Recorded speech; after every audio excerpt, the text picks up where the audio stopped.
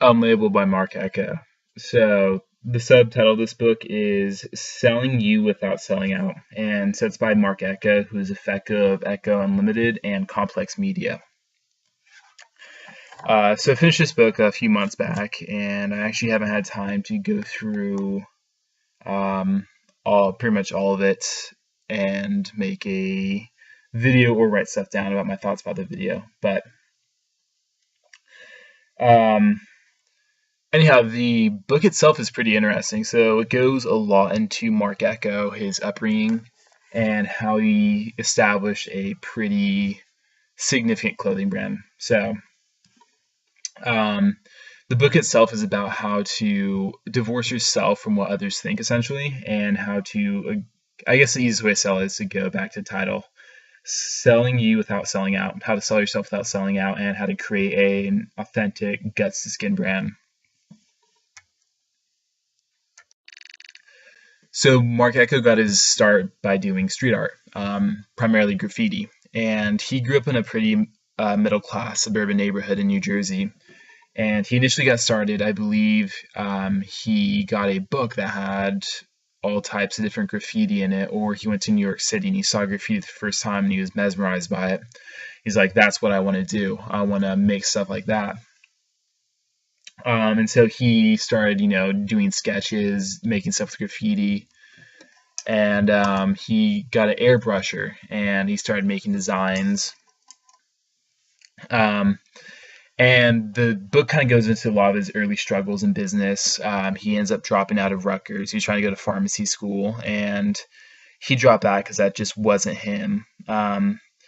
And this is what I thought was pretty interesting is he talked to the person at the pharmacy school, and they ended up creating a private single unit independent study class that he could take so he could continue to get his degree while he worked on trying to stay true to himself and become the artist that he wanted to be. The book itself is littered with practical advice. Here's one thing that's under the subheading, Prove It to Me. It doesn't matter if you're 12 and want to airbrush, or if you want 100 million line of credit to fund your mature business. You need the Prove It to Me. A lot of people forget this, especially creative types. Where's the history? Where's the data? What's your thesis? How does what you've done in the past prove what you're going to do? A good idea isn't enough. Everybody's got good ideas. You need to show that in the past I took X, did Y, now with X3 I'll do Y3. That burden is on you. Just because you're an artist, a thinker, or an athlete doesn't mean that you can get around the math. When I evaluate business proposals, say whether at Ekco, Complex, or artists and instigators, I always look for the how and why. Prove it to me. So the way the book is written is pretty interesting. So every chapter starts with a split photo of an individual, and this is advanced reader's copy, so a lot of the quotes are incomplete. It'll just say TK beneath, or it'll be blank, say insert quote here. But so the first split picture is out of Marcus Garvey, and his quote is, "Fear is a state of nervousness fit for children and not men." And the second one is by Bruce Lee, which says, "I fear not the man who has practiced 10,000 kicks once, but I fear the man who has practiced one kick 10,000 times." Bruce Lee. So he kind of goes into fear, how it could destabilize you, prevent you from finding your own unique voice, and ultimately become a sellout. And the book starts, so after it kind of goes into fear a little bit, it starts with 2005. They're on a yacht with the president of Tommy Hilfiger, and they're trying to buy out their company for $500 million in cash. So,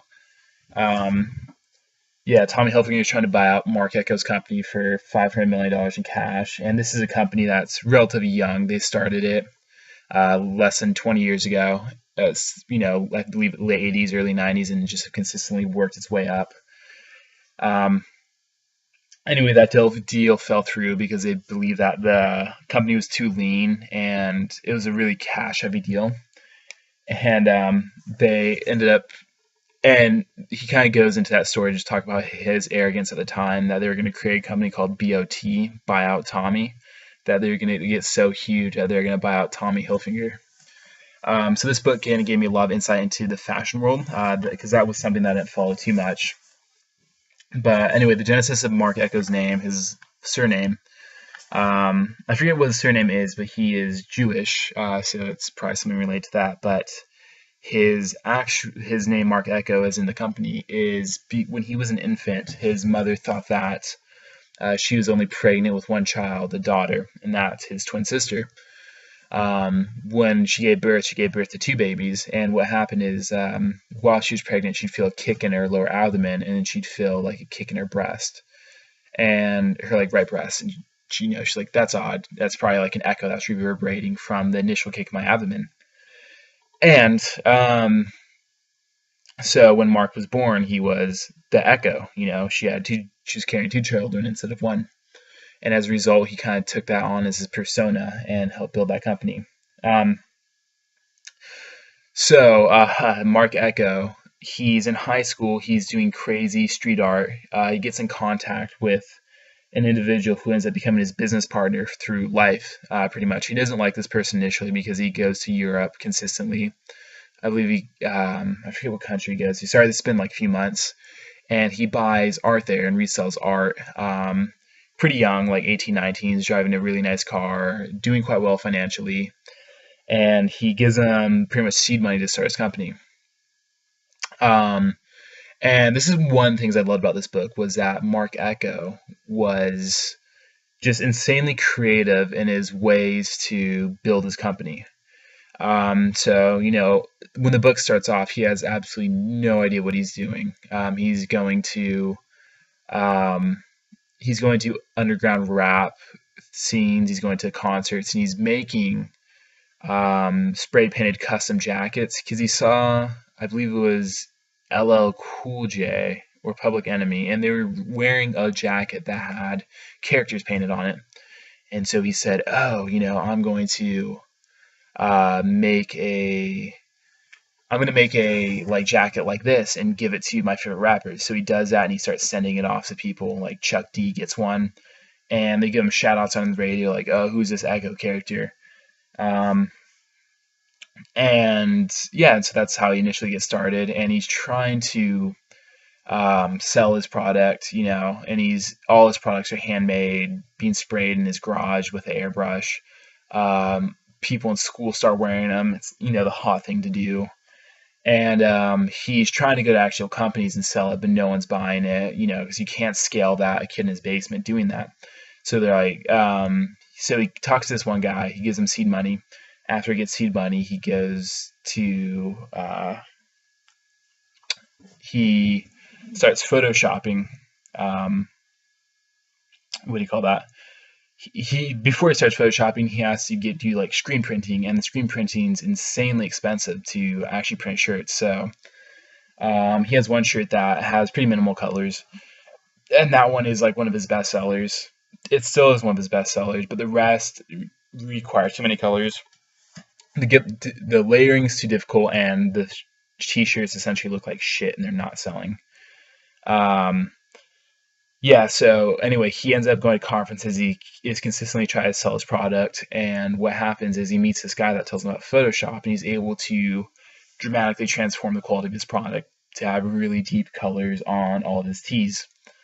And the book, it pretty much goes into how they did a bunch of crazy marketing stunts. So a lot of this is just marketing, how to market yourself, how to market a company.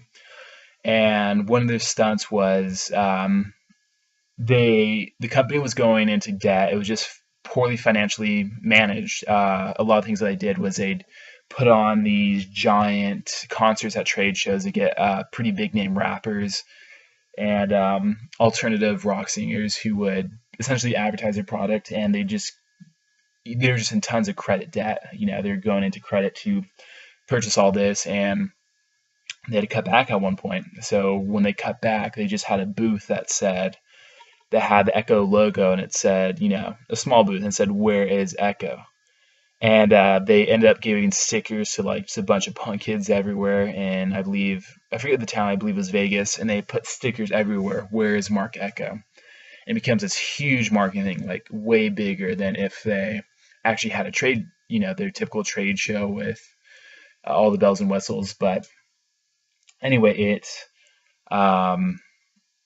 blew up, and and I guess long story short, just to kind of talk about the synopsis of the book, Marc Ekco ends up losing who he is as a person. He starts trying to hang out with like the big names, P. Diddy, go to these big name events, and he said his personality became fake, and he was an artist the whole time, so he'd be producing artwork, and he started producing really disturbing artwork that wasn't indicative of who he was.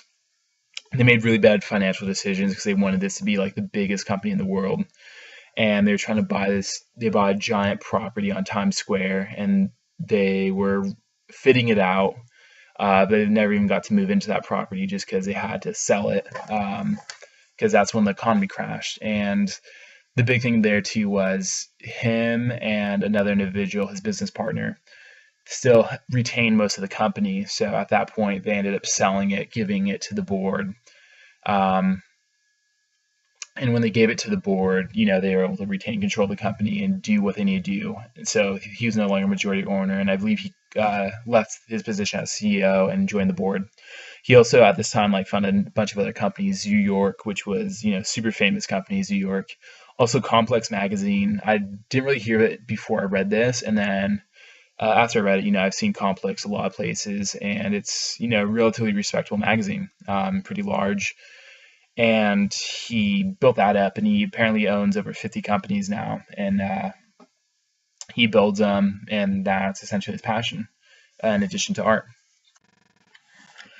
All right, so I'm actually just going to wrap this up because I'm not exactly doing what I want to do. I have to leave the country tomorrow, or I should say I'll be in a different country tomorrow. It's pretty late, it's almost 2, and I want to get to bed early so I could get everything packed and get on my way. But this review isn't what I wanted it to be. I didn't really get to touch on all the points I wanted to, but it's time to get this done with and get this book onto someone else. But I guess to finish, I'll finish with the Artists and Instigators Manifesto. And I think it's pretty practical for, it's just a good thing in life. I am not a founder, I am a creator. Founder was a dominant term used to characterize tech startup owners over the last 30 years.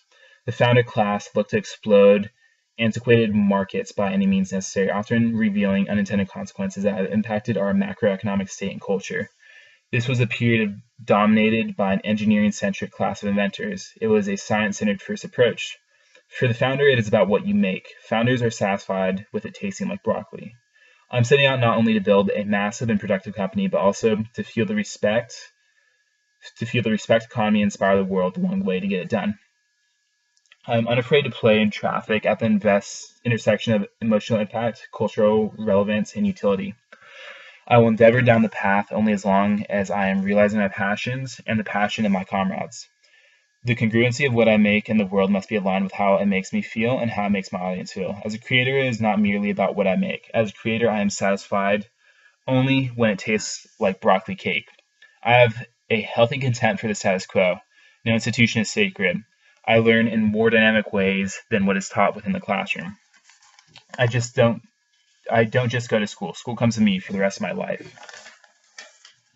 I work to impact popular culture. I use technology as a means to an end, a tool in my palette of creative options. I govern my decisions by creating solutions that start with solving for their consumer, then working backwards.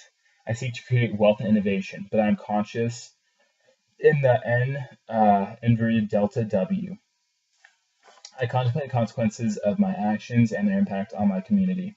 Perception is not reality. Reality is reality. I'm not a resume. I'm an authentic work in progress. I can never be defined by a finite metric. I am a brand. I own it from the guts to the skin, from the skin to the world. They will try to label me, but it will be futile because I am an artist and an instigator. I refuse to be defined by others' perceptions of the skin which I'm packaged. I am Unlabel. And then there's a line for your signature. Anyhow, Unlabel by Marc Ekco. Short read. I'd say it's worth it. It's kind of a good kick in the pants to get you on the right track.